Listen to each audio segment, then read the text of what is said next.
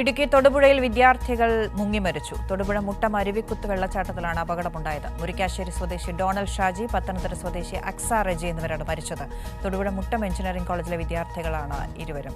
ജോസൽ Sebastian വിവരങ്ങൾ നൽകും. ജോസൽ, എങ്ങനെയാണ് ഈ അപകടമുണ്ടായത്?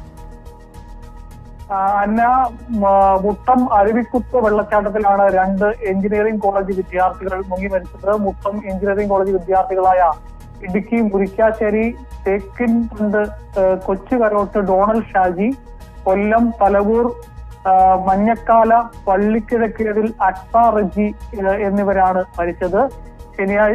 ഇന്ന് വൈകിട്ട് 7ഓടെ ഡോണലിന്റെയും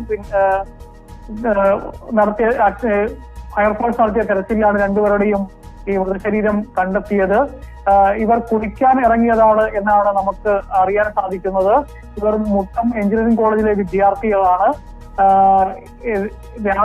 രാവിലെ മുതൽ ഇവരെ കാണാനില്ലാതെ സഹപാഠികൾ തിരച്ചിൽ നടത്തുകയായിരുന്നു. വൈകിട്ട് പോലീസും ഫയർഫോഴ്സും നാട്ടുകാരും എല്ലാം ചേർന്ന് നടത്തിയ തെരച്ചിലാണ് ഇവരുടെ മൃതദേഹം കണ്ടെത്തിയത്. വളരെ കുത്തൊഴുക്കും അതുപോലെ തന്നെ നിരവധി കയങ്ങളുമുള്ള പ്രദേശമാണിത്. ഏതായാലും രണ്ടുപേരുടെയും മൃതദേഹങ്ങൾ ഇപ്പോൾ തൊടുപുഴ ജില്ലാ ആശുപത്രിയിലേക്ക് മാറ്റിയിരിക്കുകയാണ്. ശരി, ജോസൽ സെബാസ്റ്റ്യൻ ഇടുക്കിയിൽ നിന്ന് വിവരങ്ങൾ നൽകിയത്.